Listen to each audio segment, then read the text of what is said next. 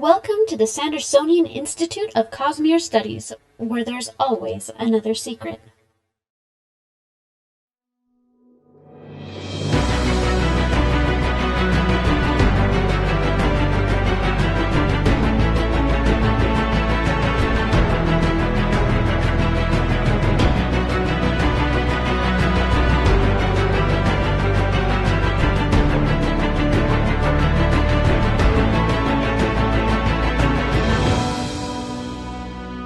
Welcome back to another episode of the Sandersonian Institute of Cosmere Studies. This is Ep095, and today is October 25th, 2021. I'm Bill, and I'm joined, as always, by my prescient co-hosts, Amy and Jordan. Bet you didn't know I was going to say that. No, I didn't. Oh, okay. Then maybe they're not so prescient. Before we get started, we do want to remind you that the Sandersonian Institute of Cosmere Studies is not a spoiler-free podcast. That means if there's something in the Cosmere that you haven't read and you're worried about spoilers, head on over there, read those, come back, take part in the discussion afterwards. Join us in chat, just be a part of the show.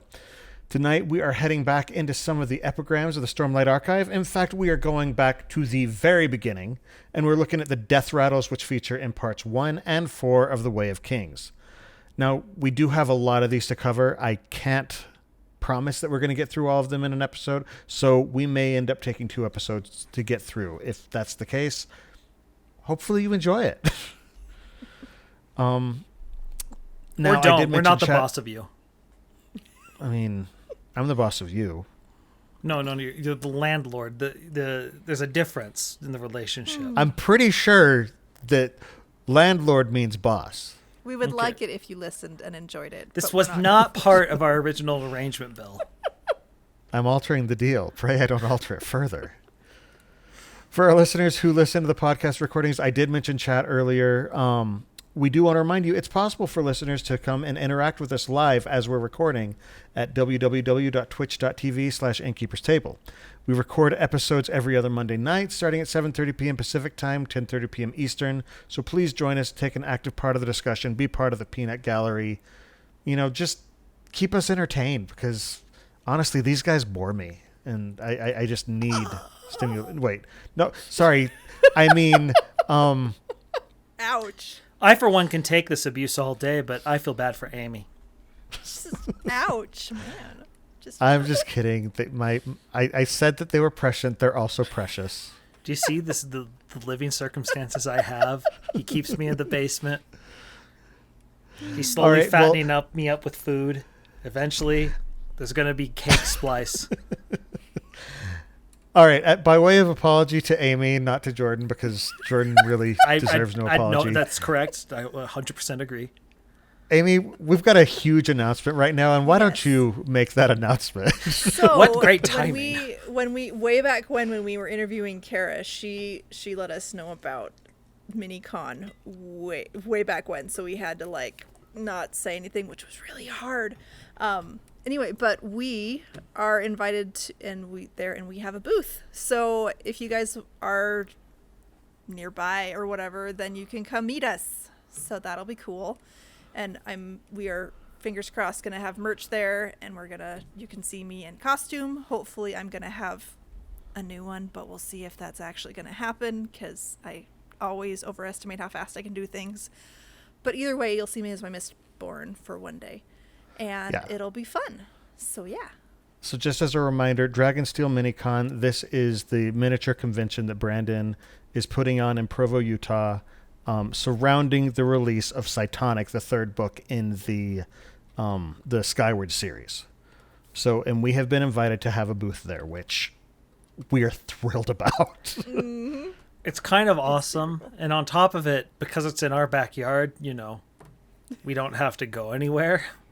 We don't have to get hotel rooms. I actually was just at a convention there 2 weeks ago. So no, so we're all gonna go. There's a chance we might be able to get on some panels. We don't know if those are broadcast yet, do we? We don't know. No, we're all I know hoping. That we're sure hoping to. Is the signing is going to be, or the pre-signing question thing is going to be released that way. I don't know what the panels are. Also, Alf Spoiler Sprint in chat asks, OMG, do we have to choose a favorite host? I'm going to say yes. just because. And I know that we're all going to lose to Amy. So. Yeah, I was going to say, why are you doing this? We don't want to lose. Oh, wow. I put on makeup so my face isn't bright red in these things, and then it just goes bright red anyway. So, That's awesome. Why do I bother? The Sandersonian That's why I Institute don't of do Cosmere makeup either.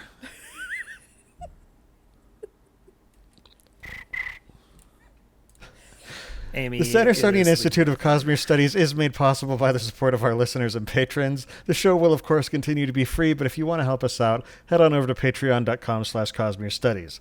Even pledging $1 or $2 per episode really helps us out as we work to improve the show. Patrons do get immediate access to our Discord channel, where you can talk about the show and the Cosmere with other listeners. We've got a great community. We've got discussions about all sorts of topics, and you get early access to bonus episodes, exclusive access to other bonus content, and other good stuff.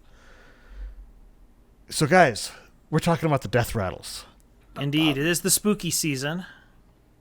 So, this was one of the very first things that we experience in Roshar, in the Stormlight Archive. Mm-hmm. And we're already confused. So it's like Brandon just decides to confuse us right off. Oh, yeah. Super confused. But now, after 4 books have come out, people have deduced several things and confirmed them with Brandon. Brandon has dropped other tidbits. He's confirmed additional stuff as the books come out. So we do know a few things about the Death Rattles now. Mm-hmm. The first thing we know is that they come from Moloch, who's one of the Unmade. And Moloch appeared...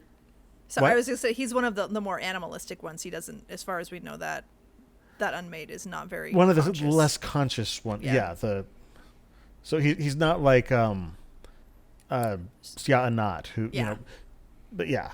And he appeared near Kharbranth around 1166 or 1167, which was a year or two before Kaladin entered Emiram's army. And he was there for about 6, 7, 8 years. And then eventually left, and most recently he has actually now been observed near the Horneater Peaks as of 1174. We don't know why he left. Yeah. We just know he did. We also know he was somewhere at least near Kholinar during the time of the prologue that we keep having, because... Jezrien. Yeah, because Jezrien talks about how he can hear his scratchings. Oh, yeah.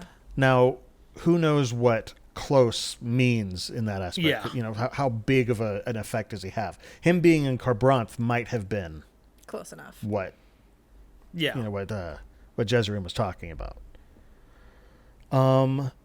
Okay, so there's a lot of these, and I don't really have them all organized together in any particular. I just have them in order. I want to talk about one thing before we start diving into them. Do it. The fact that how we get these things, they come from the Silent Gatherers.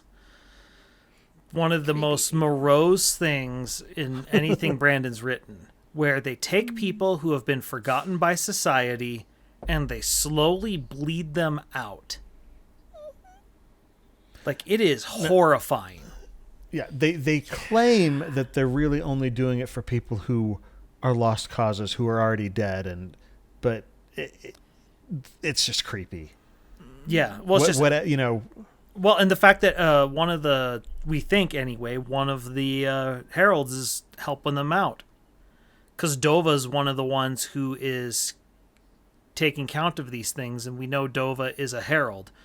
Taravangian claims to Dalinar that it's Batab, but in our episode where we were discussing the heralds, we also put forth she might be Videv.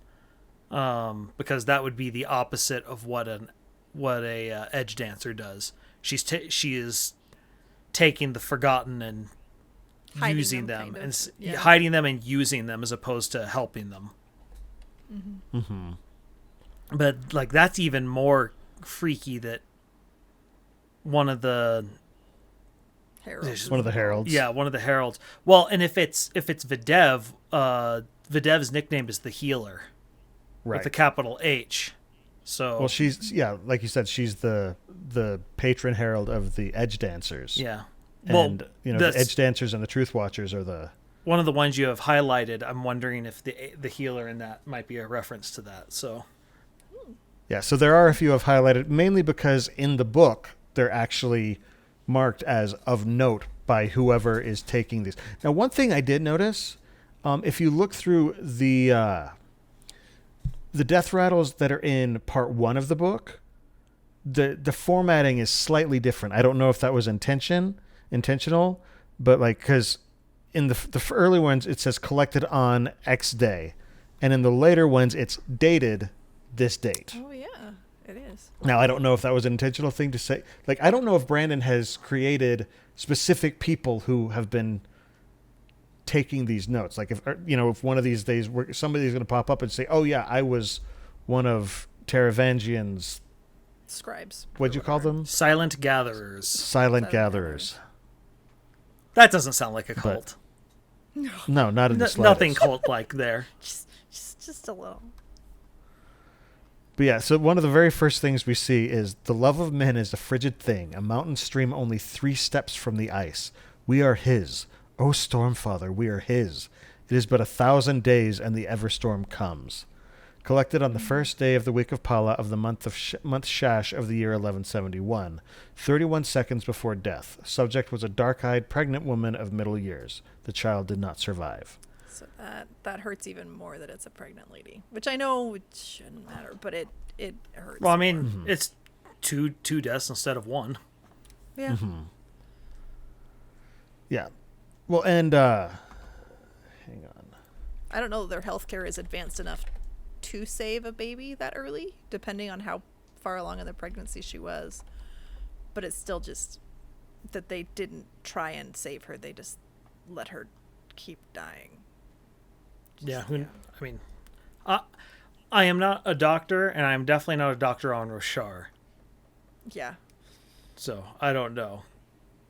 But I know it was like, oh goodness, it was in the 30s or something like that, maybe, when newborn, like premature babies were able to be saved, and it was actually, they were like a sideshow thing to keep them safe. That's how they were funded, is how they learned how to take care of preemies.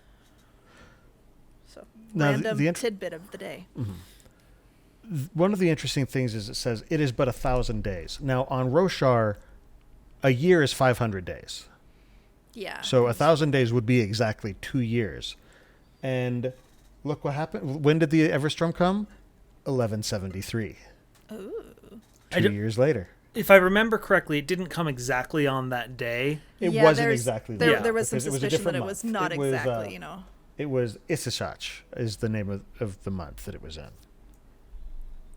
But still, I just find it interesting that it is 2 years. That's exactly the type of data that they're trying to get, though.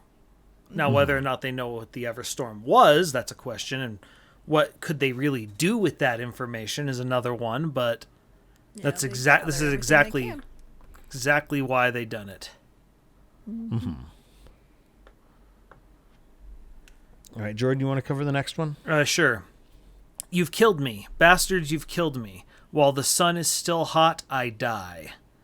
Collected on the 5th day of the week Chach of the month Batab of the year 1171, 10 seconds before death. Subject was a dark-eyed soldier, 31 years of age. Sample is considered questionable because, you might just say that in the middle of battle as well.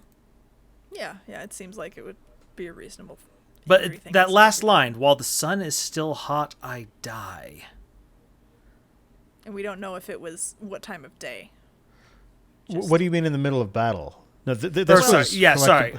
But you might still say it, because they're killing them, Yeah, and that's the thing is this is an old guy who is being bled dry, and he basically he's kind of figured out what's going on.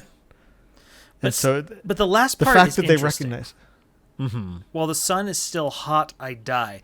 There's part of me that wonders if this might be a reference to race. See, the way... I was thinking more along the lines of, while the sun is still hot, while my life fire is still hot. I'm dying before I should be. It could be. Yeah, the only reason I think it might be a reference to race is because... There are so many times where he's described as this white hot heat, and they compare him to a sun. And so when Reyes died, while the sun is still hot could be a reference to odium. I die.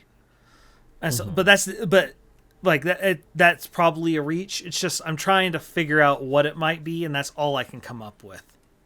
Mm-hmm. Yeah, I was trying to look on the Coppermind because I know they always have way better notes and way more people looking at it, and I can't remember what it said for that particular one. Like, I don't see a note on that one. So a lot of them, they don't have notes because it's too vague. Really, there's just so much. Yeah, it's so flexible. Do you have any that really stand out more to you than others?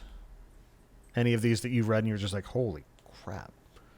I have to go find it. There was one super poetic, but I'm trying to think. Oh, there's one that just hurts to read, but it's just the mom and me. It's the child. I'm cold, the mother. 6-year-old. Yeah, I'm cold, mother. I'm cold, mother. Why can I still hear the rain? Will it stop? And it's just like, oh, that just. Well, especially okay. with the uncertainty of whether any of these are actual death rattles. Yeah. Like from Moeloc. Yeah, and this one, they don't have any question about it being it. They're just, collected on Vevish's 1172, 30 seconds pre-death. Subject was a light-eyed female child, approximately 6 years old. So, I mean, that one, it doesn't sound like they suspect that one of being off. But, I mean, it's just... But, I mean, it sounds like something that a child would say. I know, and you're just watching this kid die. And there's another one with a little kid, too, and that one hurts. All right, I found the one that stood out to me. This one was victory. We stand atop the mount. We scatter them before us. Their homes become our dens. Their lands are now our farms. And they shall burn as we once did in a place that is hollow and forlorn. Collected on Ishashan. God, it's hard to say. 1172, 18 seconds pre-death. Subject was a light-eyed spinster of the 8th dawn. The reason this one stands out to me is I think this one could actually have a clever double meaning to it. First, you said, like, we scatter them before us. Their homes become our dens. Their lands are now our farms, and they shall burn as we once did. One could look at what the fused, like they're taking over all the lands of all the Alethi, and they're making their farms their farms and all that stuff. But at the same time, this also could refer to the humans when they first scattered. In the past, when they first scattered the singers. Yeah, I could see that too. And so, I kind of like the vagueness of it because one, that's very poetic. To have one thing that could literally mean the exact same thing happening, but at two different times and roles reversed, and one of the themes, let's face it, of these books is the cycle of hatred and revenge. And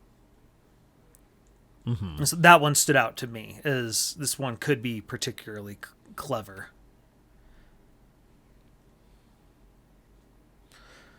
Yeah. Another one of the ones that they mark as questionable I thought was interesting, and that's the death is my life. The strength becomes my weakness. The journey has ended. Which is a clear parallel to the first ideal of the Knights Radiant. But the subject is a scholar of some minor renown. And so so they say the sample collected secondhand, and it's considered questionable. So first off, it's secondhand. And second off, it's a scholar. And so it could just be this guy being like, I want my final words to be poetic and noteworthy. Else. Yeah. And instead, they were considered questionable. Okay. You don't want an asterisk on your tombstone. No. There's one that we discussed in a recent episode, and it's still one of the most noteworthy ones that comes up in discussions, where it says, I hold the suckling child in my hands, a knife at his throat, and know that all who live wish me to let the blade slip. Spill its blood upon the ground over my hands, and with it gain us further breath to draw. Subject was a dark-eyed youth of 16 years. The sample is of particular note. Yeah, that one. This one has a lot of people speculating that Odium's champion is going to be a child of some sort. Yeah. Yeah. I don't think so, but I mean, if people have pushed for it being Gavin Moore, that's my pet and theory like right the only now. reason I hesitate to say it's that one is he seems a little old to be a suckling child. So that's, but I mean, sometimes they do still use that to just mean a little kid. Yeah, So- it's metaphorical, scripture speaks. A lot of times there is a.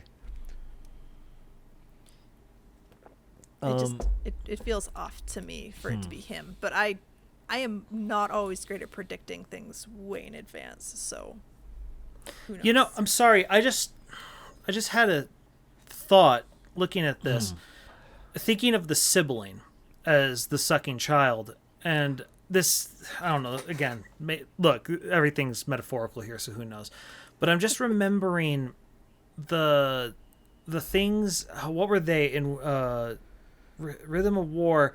He had those, or they had those weird, like, things that they had to break open to prevent them from orb thingies, to prevent them from the 4 different little the nodes, to prevent them yeah. from being able to corrupt it through that. But every single time they did it, they became weaker, but it prevented automatic loss. And I just suddenly spill its blood upon the ground over my hands, and with it gain us further breath to draw. Because every time, but every single time they did it, it gave them a little more breath to draw. But it was more, they were I don't know, ground either way. Yeah, just because we were just talking about the metaphorical nature of it, and my brain just went there. Then I'm wondering if maybe it's a reference to that. Huh. I don't know. It just came to me. So obviously I have not thought this through. Interesting. Yeah. I don't know. I'd have to think about that one. There's I see potential in that. I'm not fully convinced, but I could be. The first part is where it's weakest. The knife at the throat, knowing that all who live wish me to let the blade slip. Like, why would you want the blade to slip? And so you're saying it's from Kaladin's perspective rather than or maybe from Navani's perspective, in the sense that she's the one who is holding the child, in her hands. Yeah, but she's Kaladin not the one who is had the the knife at its throat. Yeah, but Kaladin is sort of the knife at the throat, and because Navani's the one sending him to do these things. Except that the sibling I felt, was the one who sent him to do those things. Yeah, and that's why, like I said, it's weakest at the beginning, strongest at the end on that theory. It's one that might be worth asking Brandon about as a word of Brandon to see, but if for no other reason, to see if we can get him to deconfirm the child theory. It may just get a Raffo, though. Yeah. So. Yeah. Well, he's going to be starting his writing of book 5 come January. So. Oh, really? Yeah. Oh, my goodness. That's sooner than I thought. Yep. Every 3 years, he has right, a year of writing, a year for publishing, and a year for a break. And he'll be done with Wax and Wayne. Yeah.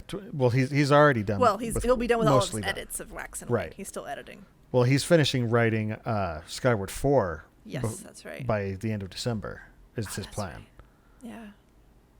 He's prolific, man. Oh my goodness. So prolific. I actually saw a few discussions on Reddit where people were just like, I really hope he doesn't burn himself out. And it's just like, this is how he takes vacations by it's his hobby. Emperor's it's Soul it's was a how hobby he book. recharges. Yeah. Yeah. So was Legion. Yeah. So were pretty much all of the Alcatraz books. Yeah. So another meanwhile, quote my that vacation, I plays Metroid Dread. My husband's been playing through it, and my kids love watching him play, and I'm just like, I would be so terrible at this game. It's because it's so good. I'm bad at like the precision jumping. I'm not good at it. I need assistance. But no, what you were asking Bill about which Death Rattle stood out to us, and one that was kind of interesting was the a woman sits and scratches out her own eyes, daughter of Kynes and wins the Vandal. And this one, I think I saw 2 different theories for it, and one of them was Syl, when Kaladin kind of retracted his oaths, And then there was also the daughter of Jezreel. Ash. Ash, yes. Ash, absolutely. The other thought, what about Maya? Oh. Whose eyes have been scratched out. Or not daughter, just Maya daughter specifically.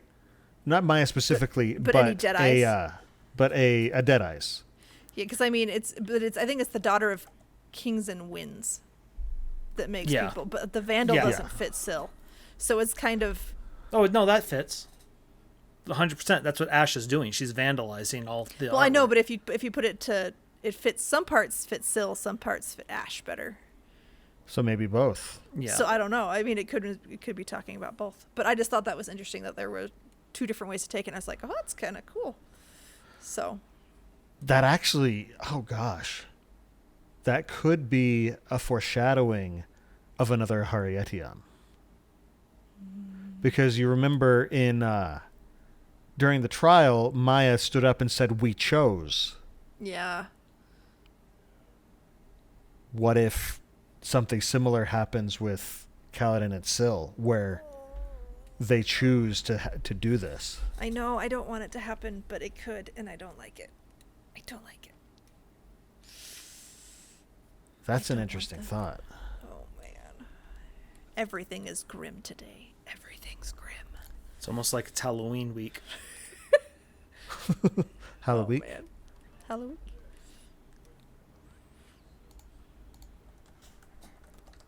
Yeah, it's just there's so many of these. Yeah, there's a lot. He must pick it up. The fallen title, the tower, the crown, and the spear.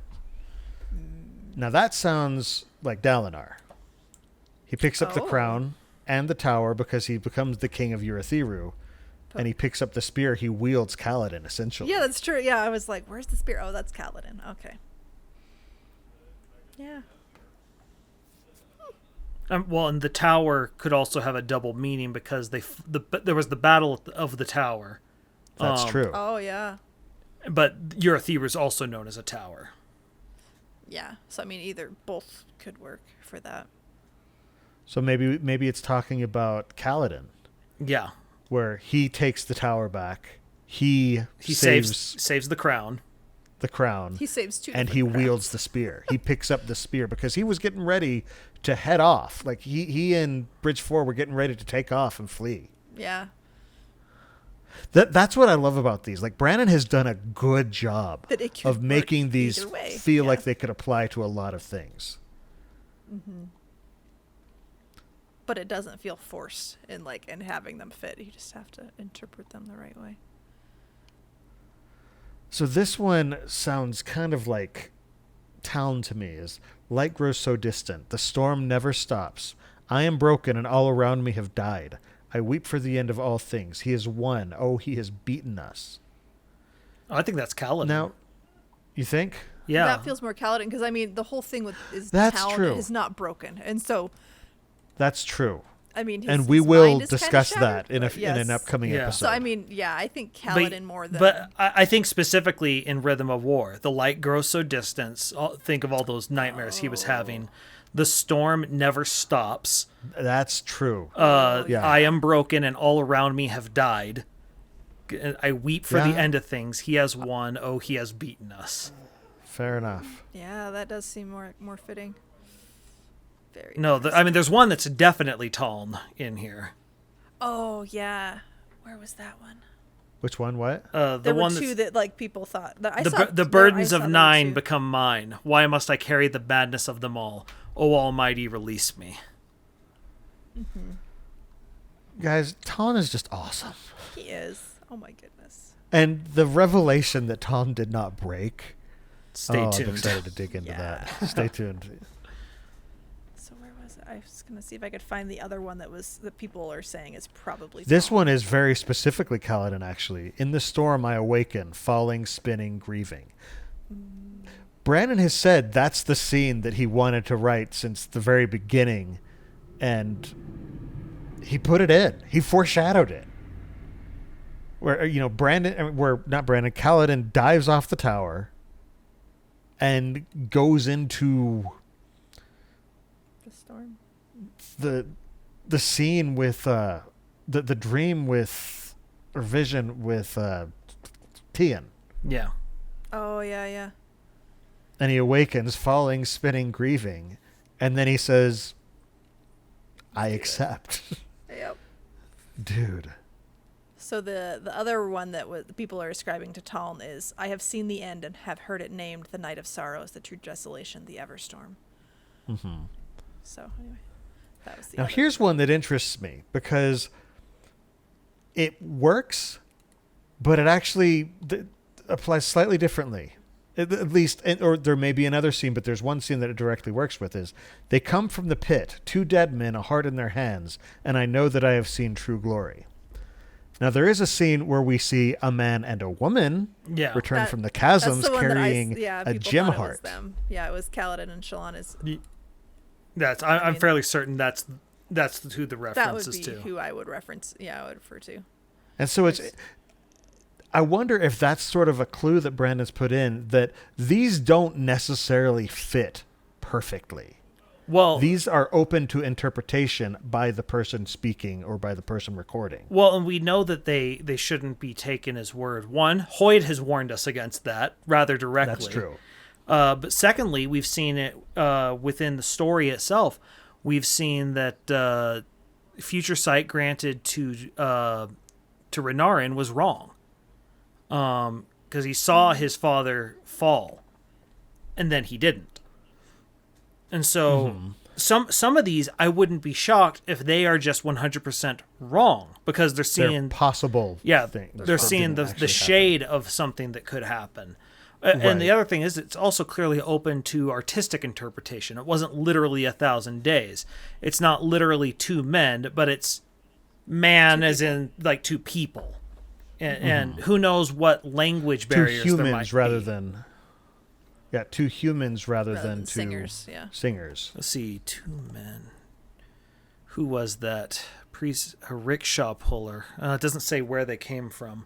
It was one because some of these are also, they tell us what place they came from. Oh yeah. And so it could be, it's one of those like, what if they're saying it in a non-native tongue and whoever recorded them translated it wrong. Well, but there is a random, there's one that's by a kid, and they say that they were more articulate during it than they should have been. So that makes me think that if a kid who doesn't speak very clearly yet can be more clear in that it's more likely that they would not have well, and there's nothing saying that we couldn't be having a similar connection language effect that we see Dalinar do and we see in Era 2 of Mistborn.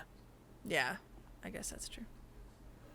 And so it could definitely be a situation where Moloch's ability sort of causes you to speak in the native tongue. Yeah, to make it more clear, and because he wants the message to get out or whatever. So, there was one that's totally the Thunder. Is it Thunderclasts? I think. Yes. The Eyes of Red. I see them. They are the rocks. They are the vengeful spirits' Eyes of Red, and I was like, that is totally them. The Thunderclass or the Fused. There are fused who walk through the rocks. And, or look like rocks. Or look like rocks, yeah. And they are vengeful spirits, and they have red eyes. Have red eyes, yeah. I mean, either way, they both could be very scary like that. So. No, and that's, but I also like that, because if you spent any time studying scriptures, especially with people who actually follow them, you know that there's always huge disagreements, even with people in the same faith, of what exactly something could mean. In some ways, it's sort of like a Rorschach test, where you can sort of see what you want to see in it. And that's sort of one of the other reasons I think why Hoyd tells people don't trust people who claim to see the future, because the future is open to the interpretation of it. Taravangian, when he's first taking up Odium's power and can for the first time see on the level of a shard, and he suddenly realizes that everything is, it's a shadow of what could happen, and it's very difficult to plan around. Yeah, it's not guaranteed the way that they're seeing it. Right. It'd be very interesting to see the scene where Odium looks at the diagram and uses his future sight, and Taravangian sort of gets to see, gets a sliver to see. It'd be very interesting to see Taravangian going through his old diagram with his new sight to see what he sees now. Yeah. And how probably amused he would be. Wow, this was the guy I worshipped, and now I can see so much further than him. Yeah. Oh, that's a good point. Okay, there's one that again is marked of note that was absolutely interesting. Says, "I'm dying, aren't I? Healer, why do you take my blood? Who is that beside you with his head of lions?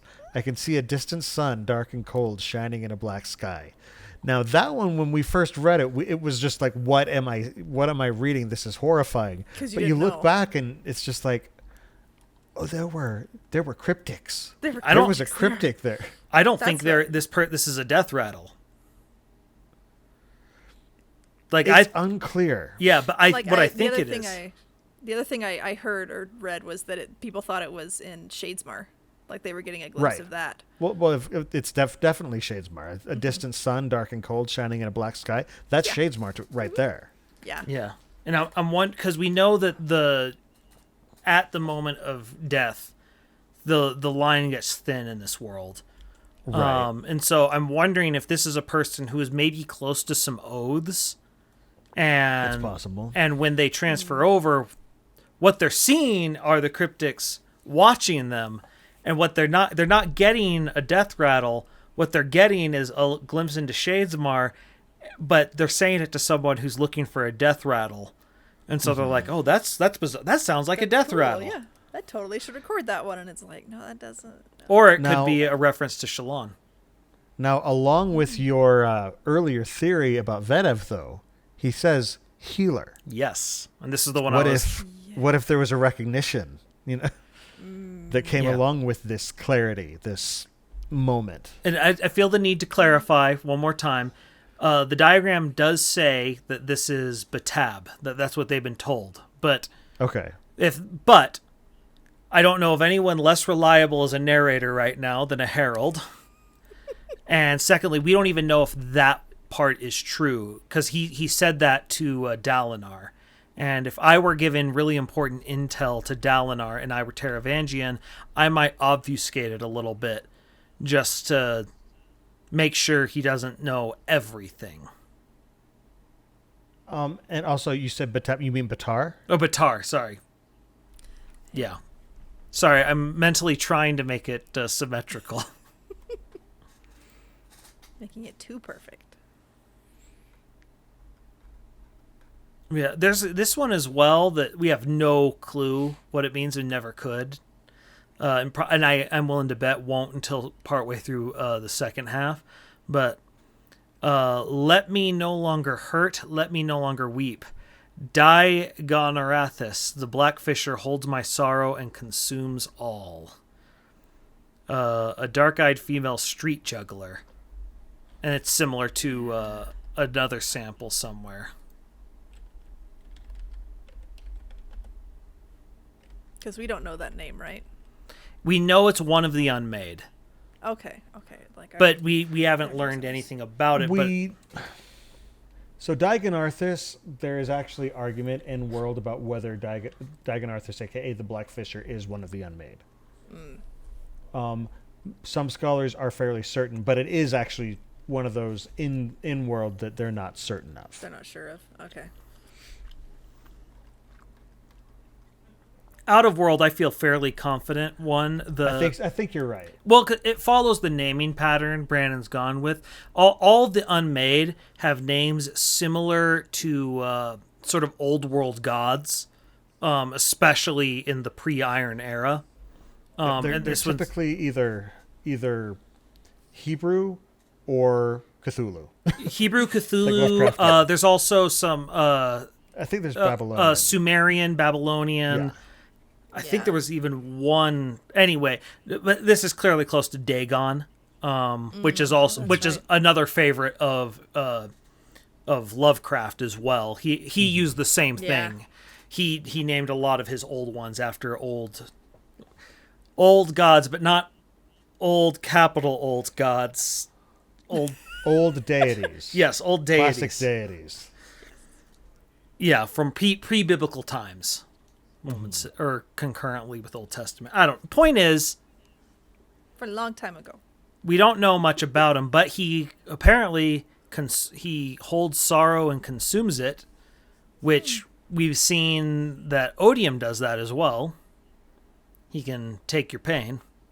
Yeah. Hesse also speculated that he had something to do with the scouring of Amia. I want to know. There's so much. So Let's see. So Alfonsina referenced the 3 of 16 ruled, but now the broken one reigns, and that's leaning towards Odium, right? Yeah.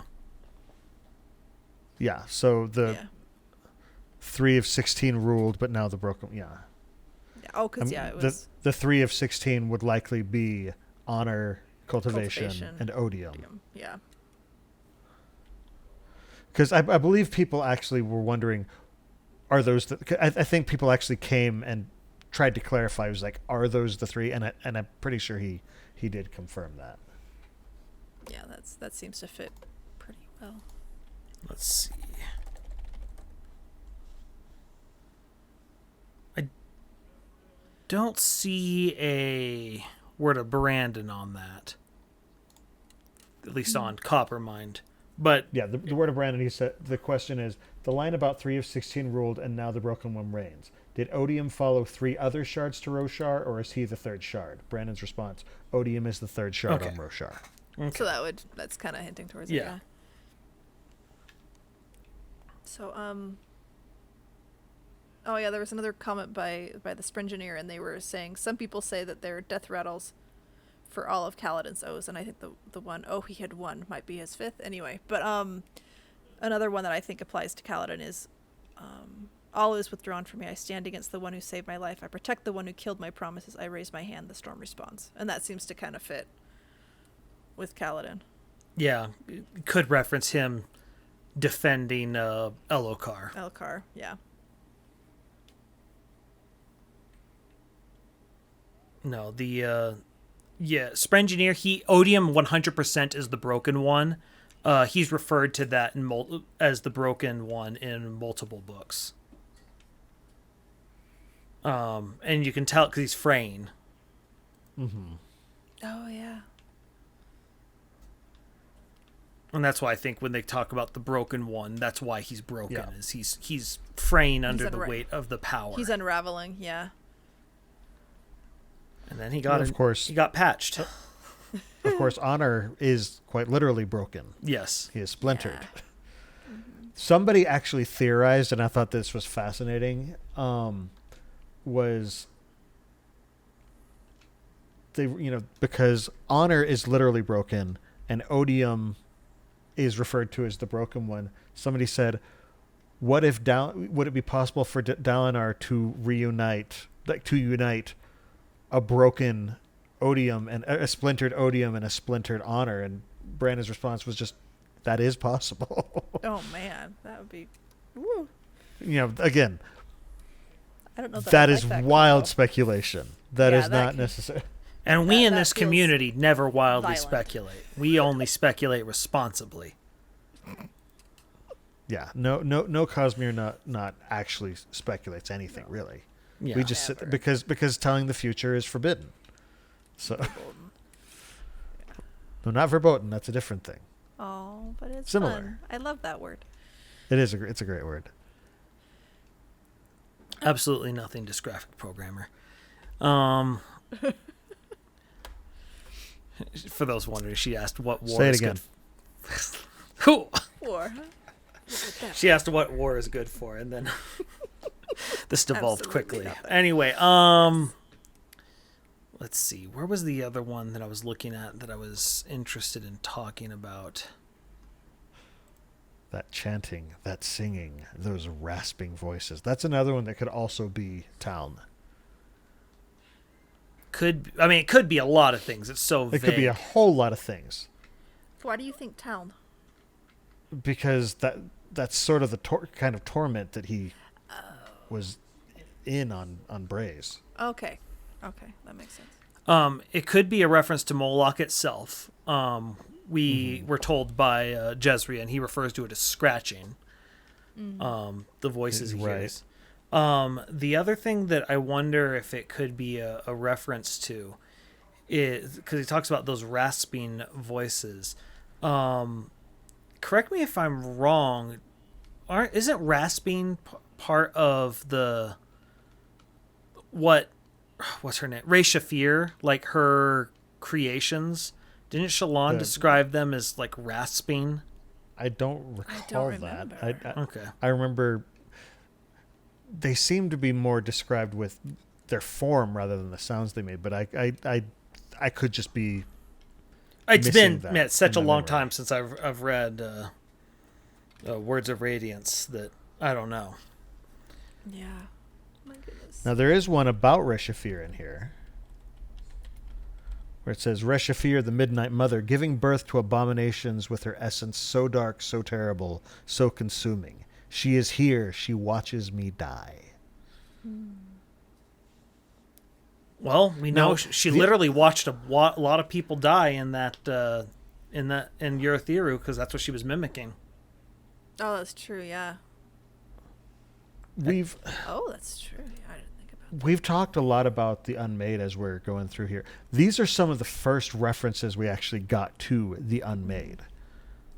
Because they're not really discussed a lot in the main story. Yeah, it's all like periphery and there's stuff. brief mentions, but this is some of the meatiest stuff we had on any of the Unmade for a couple books. Mm-hmm. And then Hessi's Mythica, I think, showed up in, was it Oathbringer? No, it was. I thought it was. Was it Words of No. Radiance? Well, wait. Dang it! Now I don't know. Now I'm thinking about it. I don't know. It might actually. I think you're right. I think it's Oathbringer because. Yeah, Hessi's Mythica is in Oathbringer. Words of Radiance is the one where we get a lot of other stuff in Words of Radiance. The book, the in-universe book, Words of Radiance. Yeah. They all blur together. I always have to stop and think about it really hard. Mm-hmm. I don't know. There's so many. Yeah, they're all like I just sit here and read them again, and I'm like, oh wait, I'm doing a podcast. Okay, focus. now here's one. All is withdrawn from me. I stand against the one who saved my life. I protect the one who killed my promises. I raise my hand. The storm responds. That was the one I talked about with for Kaladin, potentially. Oh, did you? Yeah. So who's the one who saved his life that he stood against? Moash would be Moash. Moash standing in sort of reference to Ola Bridge. In Rhythm of War, where he stood in front Words of Radiance. Yeah. No, I was thinking Rhythm of War, where he stood in front to try and protect. What's his bucket? The guy, the Rishon. Yeah, I mean there is that too, but I think it fits Elokar better. Yeah. Just because I raise my hand and the storm responds fits better for that scene. Yeah. Anyway, I don't know. It's been a minute since we've read that. Yeah. So if we've got it wrong, we apologize. But no, and I think it's because it's also it fits more with that scriptural style of speaking where you're not speaking quite literally and people are standing in for symbols. Moash represents all of Bridge 4 in that. Because Moash himself didn't literally save him, but them as a group. And Elokar didn't kill his promises specifically, but Elokar stands in for the entire society that caused Kaladin to break his promises. Well, I mean, he's the king. He caused things to happen that trickled down to it. Now, to our listeners, if you have alternate interpretations for any of these, write them to us. We want to hear them. We want to hear what you think. And there could be some clearly that we're wrong on, and I want to hear, convince me otherwise, or not convince me otherwise. Convince me that I am wrong. Well, and Because these if are you so have a really cool open idea, to, then we'd love to Yeah. hear it. Exactly. I'd love to hear your interpretations. So, What is this one, you guys? I'm standing over the body of a brother. I'm weeping. Is that his blood or mine? What have we done? Oh. I'm wondering about if that's supposed to be Tien, but I mean, I feel like that these shouldn't all apply to Kaladin, that some of them are probably going to apply to other people too, but that's where I go first. honestly, it could apply to anyone who's been under the thrill. Oh. Because That's there, true, too. Dalinar mentions that there were times where he would come up from the thrill and there would be bodies around him, That were his side. some of his own men. Yeah. And I mean, there's also, it could be Bridge 4 Mm-hmm. too, because I mean, they're brothers in arms. It'd be interesting. I don't know. I don't know. There's lots of possibilities there. It's harder to pin that one down. Yeah, well, and it could also be... I mean, it could be anyone, obviously, but I'm just thinking of... I'm just trying to think of maybe even Zeth when he's holding Gavilar at the end. Like, after he killed him. Mm-hmm. I don't know. I just remember Zeth was really, like, he was having an emotional moment at that moment. Because Gavilar was trying to get him to leave a message for Dalinar. Like, of all people. Like, I don't know. It's just weird. Yeah. I'd have to go back and reread that scene. I might be, Yeah. Prof in chat makes a good point. He says, I wonder how many of these refer to possible futures that didn't happen, which is also... Yes. Yeah. It's very possible. But we're speculating. A man stood... Now, this sounds like a story that Hoyd would tell. A man stood on a cliffside and watched his homeland fall into dust. The waters surged beneath, so far beneath, and he heard a child crying. They were his own tears. That's just depressing. Could that maybe be Kaladin in Words of Radiance when he... Just think... So his homeland... what was it? The homeland falls to dust or something? So you're thinking an Oathbringer? No, I'm thinking in Rhythm of War. His father could be a reference to his homeland. Okay. Goes to dust. Dang it, where... I'm trying to find it. I was on a different part of the file. Here we are. Man stood on a cliffside, Earthiru, and watched his homeland fall to dust. Could be his father. The water surged beneath. In this case, it's the storm surges beneath, but that's still waters. So far beneath, he heard a child crying. They were his own tears. Because in that moment, he's like, when he goes into the storm, he becomes a child again, and it's Tien comforting him. I mean, the whole thing is so abstract. It's hard to be sure. Yeah. I keep thinking that there was somebody in one of the interludes who was talking about like a cliffside falling in or something like that, and I wonder if it feels like that to me, but he's just such a small random character. He's going around collecting firewood and stuff, I thought. I can't remember his name. But Yeah. But I don't know. Anyway, that just remembered that. There's also it could be a I'm trying to remember the specific scene.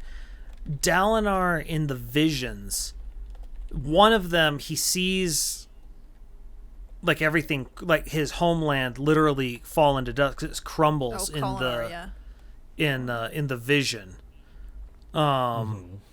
But I don't remember it specifically enough to feel any sort of confidence on that. Yeah. The other thing, this is purely speculation because it's based on not full canon piece that Brandon read, but when we talked about it doesn't apply directly to Roshar though. But to I'm blanking on the name. The original Yolen. Oh. Because Hoyd watched his land be overtaken, at least from the few hints that we've gotten. And again, a lot of this comes from stuff that's not published, so I can't really back it up. But it just sounds kind of like what happened with the... I can't remember what it's called, the white moss, the white mold that covered Yolen. Oh, I still need to read that. But I don't want to go too deep into that because, again, that's not canon stuff yet. So that's from something else. The Fane, that's what it's called. But yeah, any others that really stand out to you, Chad? Are there any that you really are thinking we should talk about? I think we've covered most of them. It looks. I think we have. There's a couple. 10 orders. We were loved once. Why have you forsaken us, Almighty? Shard of my soul, where have you gone? So that one seems like it's looking into the past. Yeah. Or perhaps at one of the, or into the modern, and it's referring to it's from one of the heralds. What kind of keeps occurring to me, and I can't really back it up very well, is I keep wondering if it's the Unmade. It's also possible. Because I mean, we were loved once, and I'm sitting there going, so if I don't know, I can't really back it up, but it's just kind of my gut feeling is that maybe it's the Unmade somehow. But I don't really have enough to. It also applies. You know, the Knights Radiant were referred to as the Fallen Knights. Yeah. You know, because of Aharietian. So I'm stretching on that one, but that's what I keep going back to is that. But I mean, it also could apply to the Knights Radiant. There's also this one we didn't touch. The day was ours, but they took it. Stormfather, you cannot have it. The day is ours. They come rasping and the lights fail. Oh, Stormfather.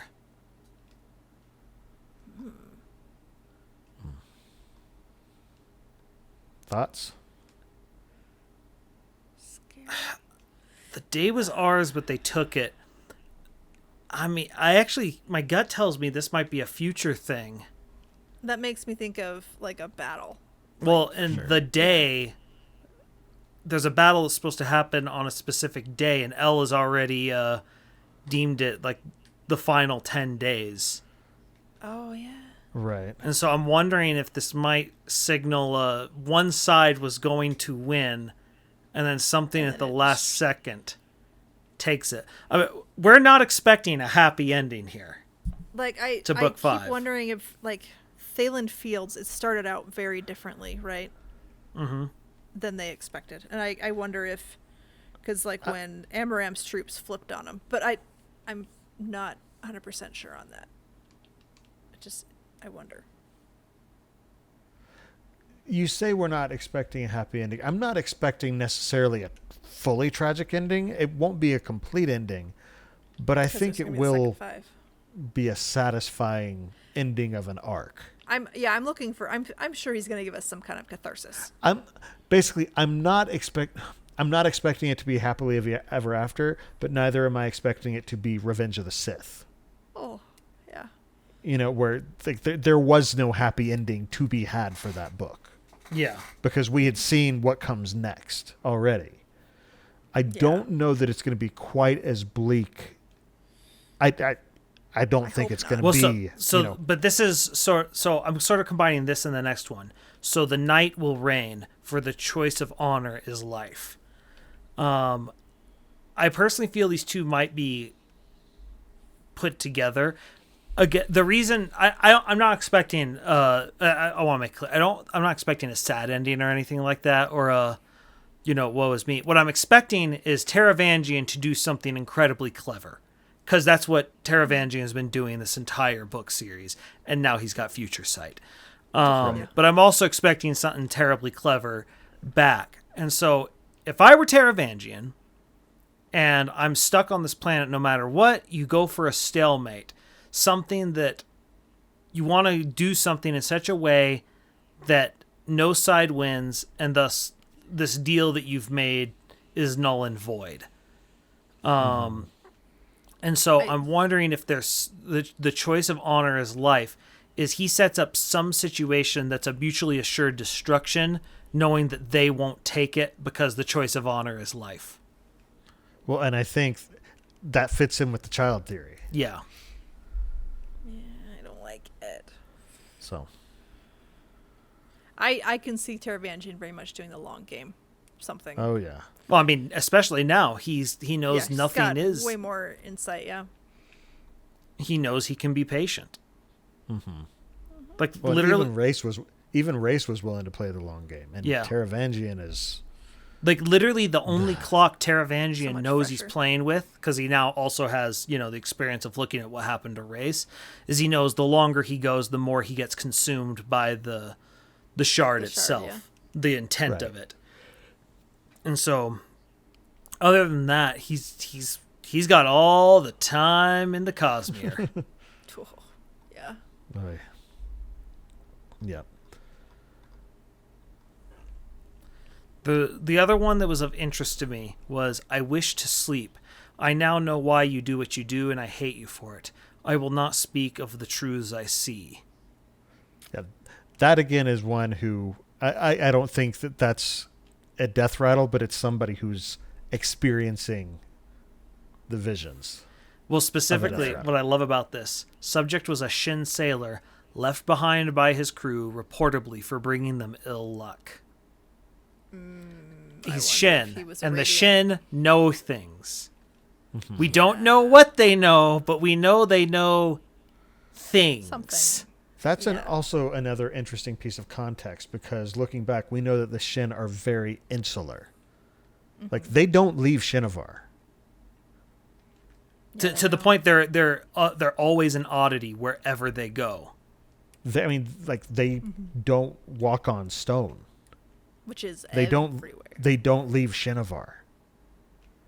And so the fact that there's a Shin sailor. Now, think of to it, a be Shin sailor, sailor. you don't have to. Yeah. You don't have to walk on stone, but it's different. Mm-hmm. It's very unusual. I'm kind of guessing that Shin person probably became a sailor because they were an outcast. I feel like for there to be a Shin sailor, they have to be somebody of note in some way. So, like, I feel like there may be a story behind that Shin sailor that we will eventually learn of. Because we're going to learn more about Shinovar in the next book. Because Seth is going on his rampage. No, it's not The crusade. The crusade. That's the right word. I was like, what but is let's be real. Rampage. Rampage. No, in all honesty, I do think that Zess is basically make sure it's not a rampage is going to be sort of his storyline. And Kaladin, of all people, I am excited for Kaladin and Zeth having to work together. Well, and also, we know that, like we talked about this last time, the High Spren are largely in charge of that crusade. So I suspect there's going to be a decent amount more interaction between Zeth and this Spren. I just want the Spren to be like, he's going for it. It's like, dude, dial it back a little bit. Dial it back a little bit. Stay on task. This is our... Stay on target. I really want the High Spren to say, dude. Dude. Jordan, as much as I would like you to be right, I have a strong suspicion, Probably not going to say dude. a very strong suspicion that this prediction will not come true. That you will be left disappointed. Come on, Brandon. Make it happen. High Spren is Ain't gonna Aussies. happen. Do it. Brandon did mention something about smell what the Rock is cooking during one of his recent podcasts with Dan. Dan Wells, yeah. I remember I pointed that out to Jordan once or twice. I was like, look, he did say it. It was close. It needs to be in the book. That's how he gets the $20. My terms were clear. Oh, boy. We love hearing from our listeners, so keep on sending us your questions. You can ask about the Cosmere. You can drop us ideas for topics you'd like us to discuss during the show. And while you're at it, we'd love to hear your feedback about how you think we're doing. Also, like we said, if there are any theories that you have around these death rattles, send them to us. We want to read it. If there's something we said that you disagree with, send it to us. We want to read it. If there's something that you agree with or something that you want to expound on, we want to hear it. We would love to hear about any theories that you've got.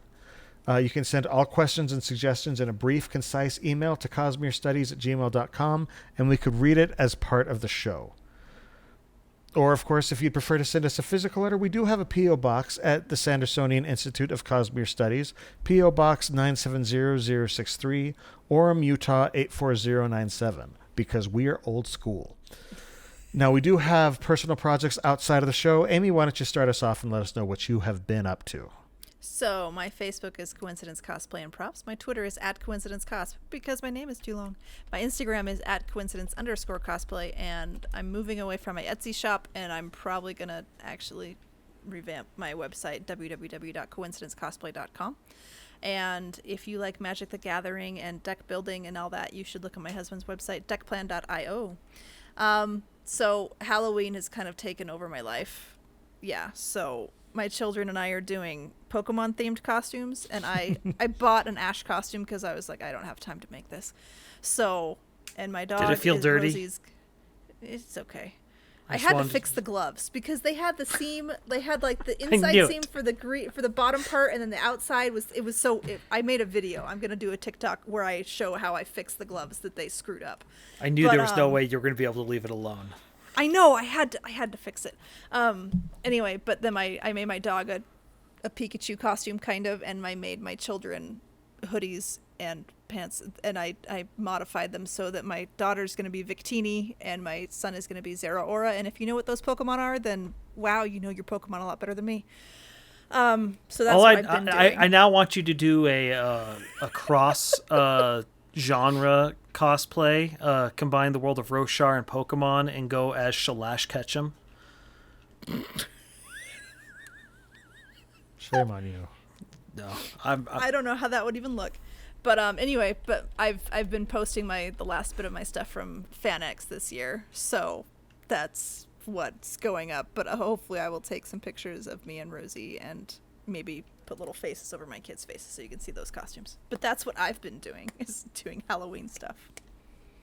So yeah, very nice.